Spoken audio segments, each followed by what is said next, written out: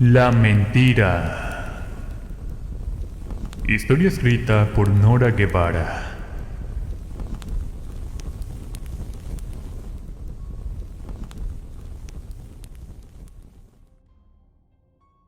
La gente nunca me trató bien. Nunca fui comprendida ni por mis padres, ni por mis hermanos, parientes, compañeras o compañeros de curso, porque me consideraban diferente.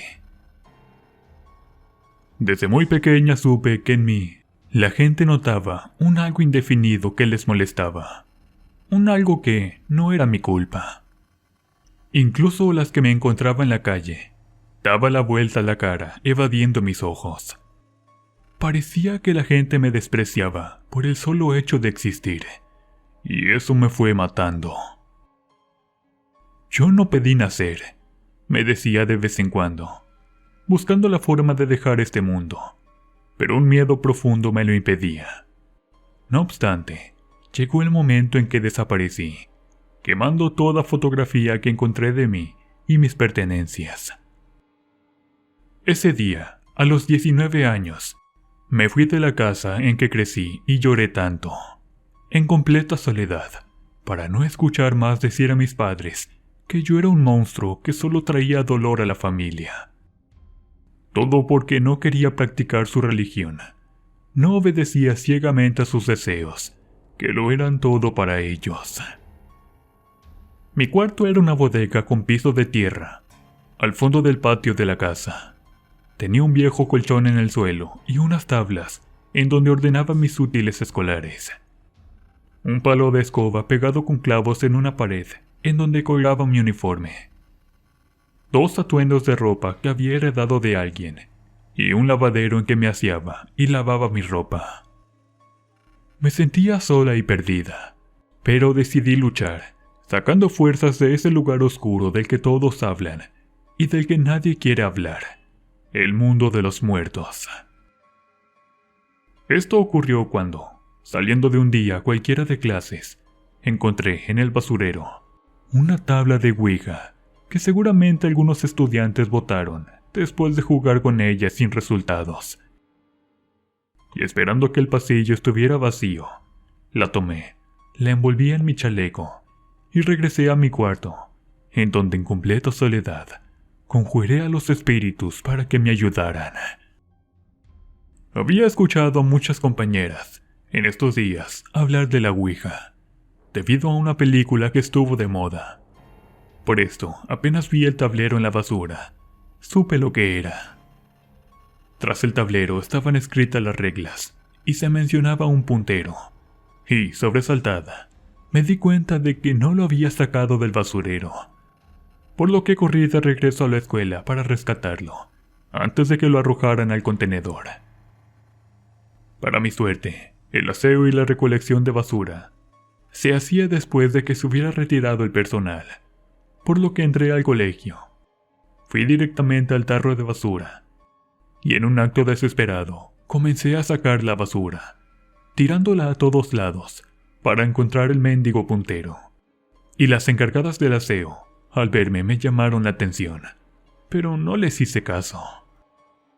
Escuché que fueron por la inspectora, y me apresuré en buscar el puntero, por lo que me di la vuelta en el pasillo, mientras los docentes salían de la sala de profesores a mirarme con asombro, y de rodillas revolví la basura, hasta que lo encontré.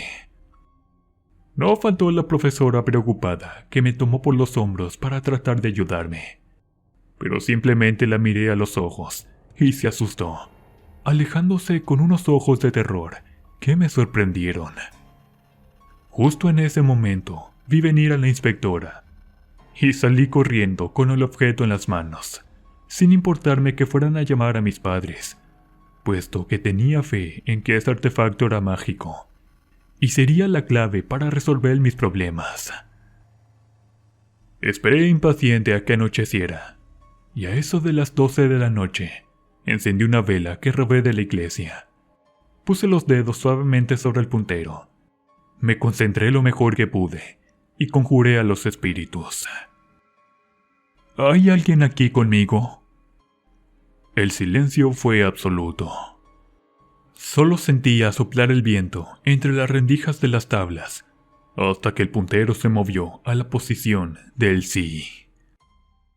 Sin inmutarme, pregunté en voz alta: ¿Eres un espíritu malo? El puntero indicó que no. ¿Eres un espíritu bueno? El puntero indicó que sí. Me llené de alegría.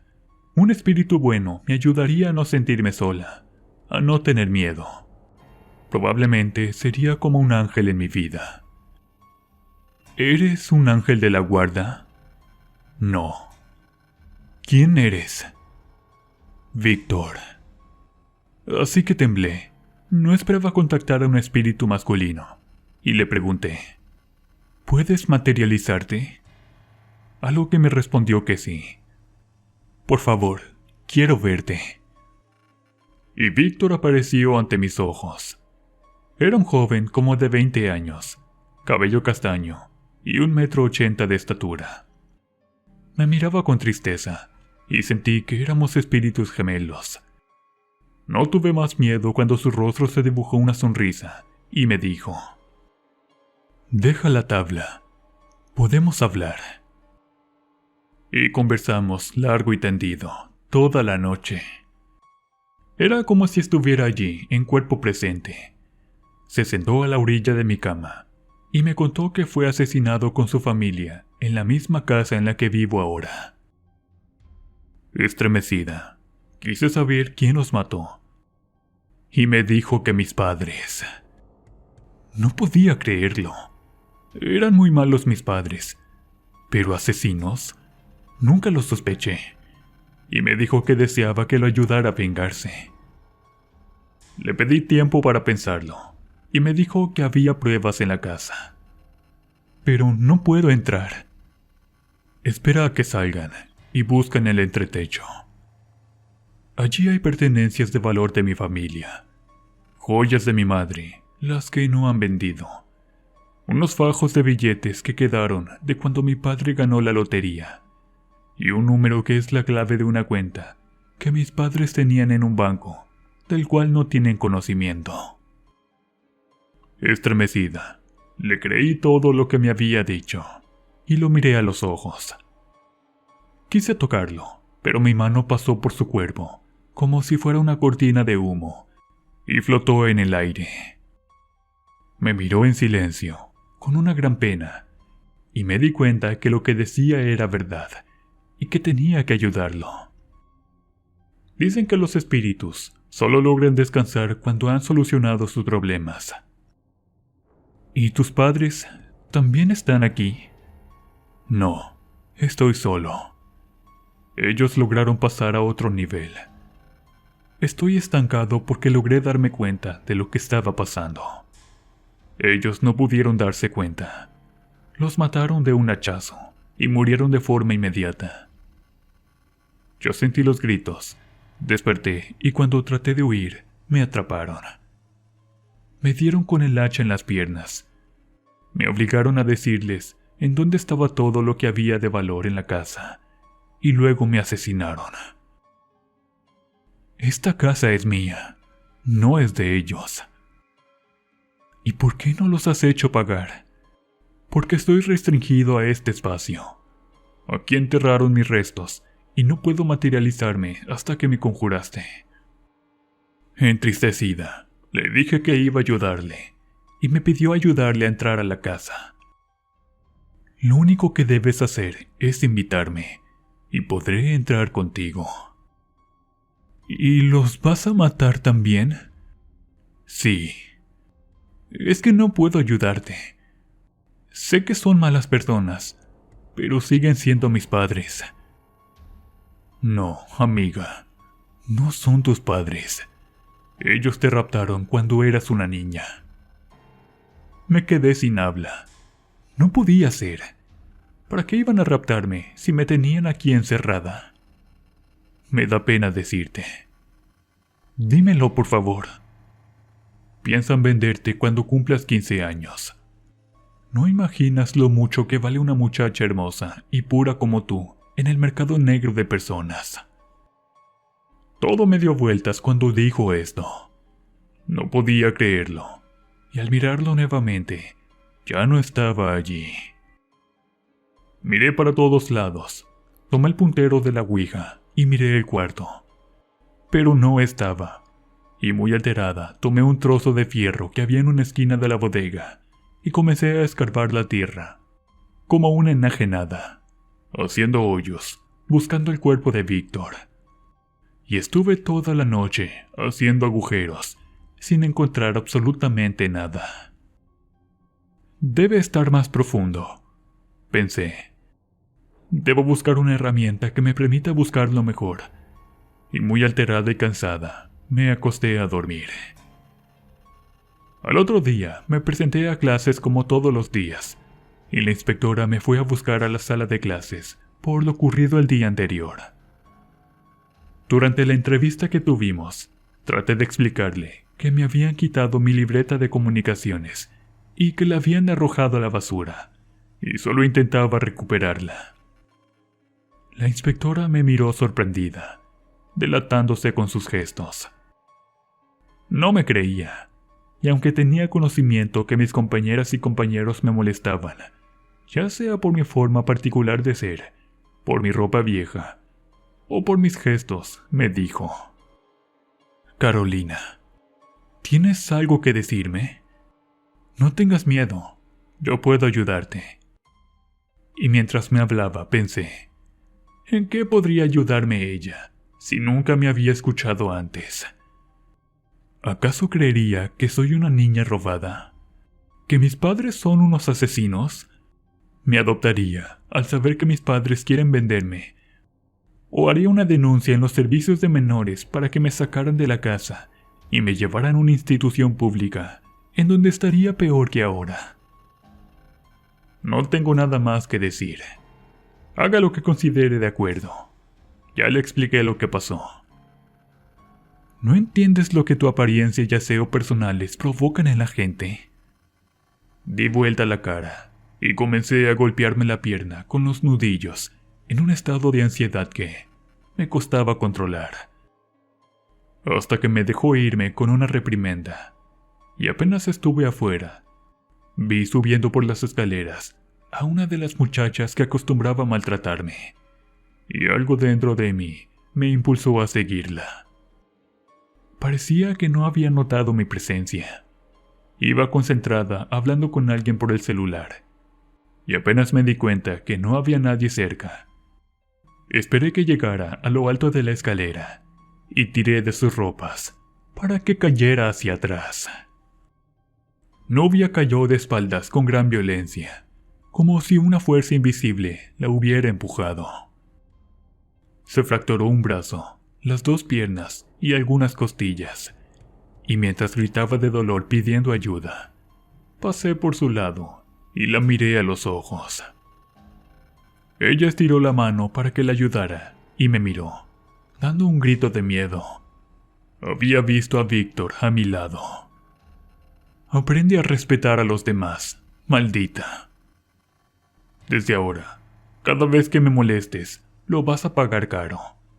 Y pobre de ti si le dices a alguien lo que pasó, porque esto es solo una muestra de lo que puede pasarte.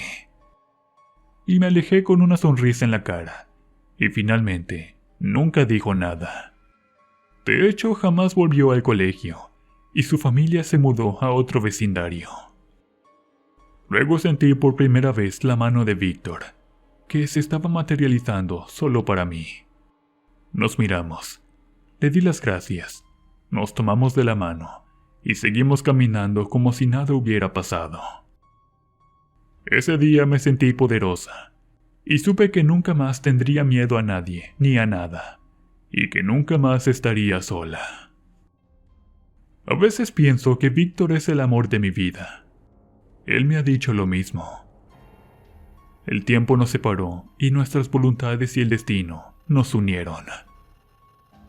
De regreso a casa, me robé una pala y un pico, y llegando a casa, proseguí buscando los restos de Víctor, quien me dijo que no podía ayudarme a encontrarlos, que debía hacerlo sola. Y cuando los encontré, amontonados, como si hubieran cortado su cuerpo en pedazos, Sentí una gran pena, y tomándolos con gran cuidado y amor, los puse en un trozo de tela, y los enterré durante la noche, bajo los rosales de la casa. Este hecho me convenció que Víctor merecía venganza, y que lo iba a ayudar, especialmente porque también sabía que mis padres no eran mis padres, sino que un par de asesinos despiadados, a los que no iba a denunciar, porque prefería castigarlos de forma despiadada, tal como lo merecían. Y mientras pensaba en esto, Víctor se materializó a mi lado, y nos besamos. En las siguientes semanas, Víctor se puso muy violento. Estaba cambiando, debido a que todavía no hacía nada para castigar al par de asesinos que se hacían llamar mis padres. Les tenía mucho miedo. Por esto no lo había invitado a entrar a la casa. Además, temblaba de solo pensar que, con mis propias manos, debía asesinarlos. Víctor me dijo que tenía que hacerlo yo, y quería ver sangre pronto. Lo necesitaba. En el colegio, cada persona que me había hecho daño fue pagando, una tras otra, en una secuencia de extrañas casualidades que tenía a todos aterrados. Mis compañeras y compañeros no se atrevían a verbalizarlo, pero en sus ojos podía ver que sospechaban de mí. Sebastián perdió a sus padres. Dicen que en un ataque de locura los mató con sus propias manos.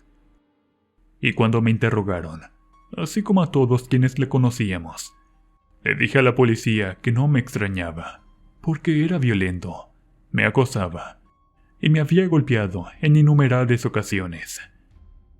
A Laura se le cayó el pelo y todos se burlaban de ella, hasta que descubrieron que tenía cáncer y falleció entre terribles dolores, cuyo origen los médicos nunca pudieron explicar.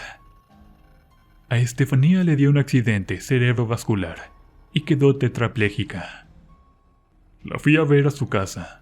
Le conté todo lo que había pasado, porque no podía hablar para delatarme, y le dije que todo se paga en la vida, y que ahí se iba a morir. A los pocos días, algo que nadie pudo determinar, le causó un terror inmenso, que tuvo un paro cardíaco y falleció a los pocos minutos. Después de un tiempo, Víctor me dijo que había hecho justicia por mí, y que ahora me tocaba hacerlo por él. Lo dijo con una frialdad que me llenó de miedo, y me di cuenta que matar a los asesinos era obligatorio, o Víctor se iba a desahogar conmigo. Y entrando a la casa, lo invité. Ese día comencé a investigar sobre la Ouija y el tipo de presencias que era capaz de convocar. Y recién supe que es una puerta que abre al mundo de los espíritus que están en el limbo. Almas que vagan en pena, y que para liberarlas deben ser purificadas y enterradas en un lugar santo. El problema era que Víctor ya se había materializado. Había asesinado y entrado a la casa, y no era posible deshacerse de él. Solo me quedaba ayudarlo y rogar que me dejara irme.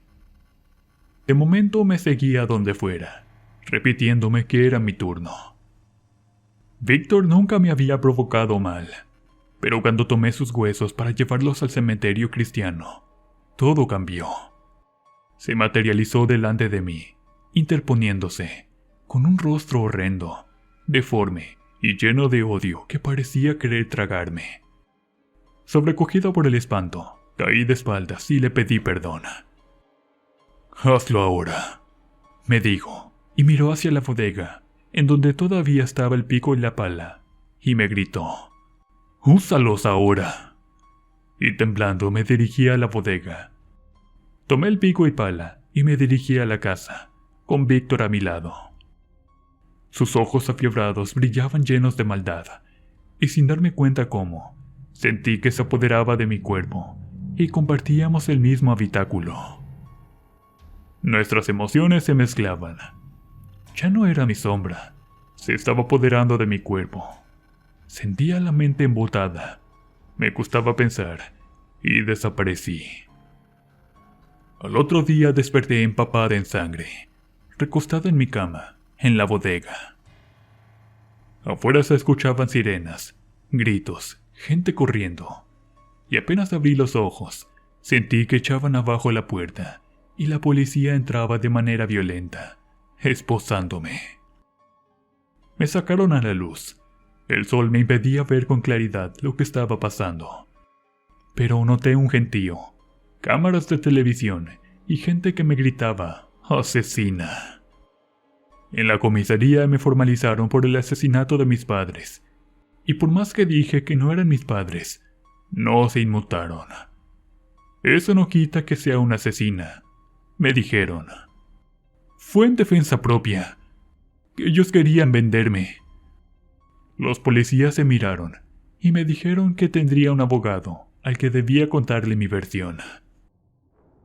En televisión escuché que mucha gente atestiguaba haberme visto en varias escenas de crímenes grotescos y brutales, como en el de Joaquín, quien se cayó inexplicablemente en una pendiente pronunciada cuando iba de regreso a su casa en bicicleta. Se partió las 2 piernas y dijo que me vio en el camino con una varilla que metía entre las ruedas de su bicicleta. Después de esto, nunca regresó al colegio ni volvió a subirse a una bicicleta. Martina y su familia sufrieron un incendio inexplicable que en mitad de la noche consumió completamente su casa. Aunque ella contó a quien quiso escucharla que me vio a los pies de su cama, convertida en una antorcha de fuego. Nadie le creyó la disparatada historia. Dijo que trató de salir corriendo, pero que la puerta estaba trabada, y saltó por la ventana, y a sus gritos acudieron sus padres y hermanos, y se salvaron. Luego de las declaraciones, dejaron el pueblo, para nunca más volver. Me sentí aterrada. ¿Y si Víctor me había poseído desde antes y no me di cuenta? ¿Y si nunca fue asesinado? ¿Y si esas personas eran realmente mis padres? Cuando llegó el abogado, le traté de explicar todo y me hicieron los exámenes de ADN. Efectivamente, esos 2 seres eran mis padres. No hallaron ninguna prueba que indicara que participaban de la trata de personas. Tampoco hallaron los restos de Víctor bajo los rosales. El pico tenía mis huellas. Los cuerpos tenían mi ADN en las uñas. Y yo estaba empapada en la sangre de mis progenitores. El abogado quiso hacerme pasar por insana mental, pero no pudo hacerlo, ya que en el colegio indicaron que era una persona normal y que hace mucho tiempo estaba mostrando actitudes violentas. En mi celda estoy sola. Víctor nunca vino a verme y rezo noche tras noche, pidiéndole a Dios que me dé la oportunidad de salir libre para detenerlo. Es un espíritu malvado que dejé libre cuando jugué a la Ouija, y que debo detenerlo antes posible, para que no siga haciendo el mal.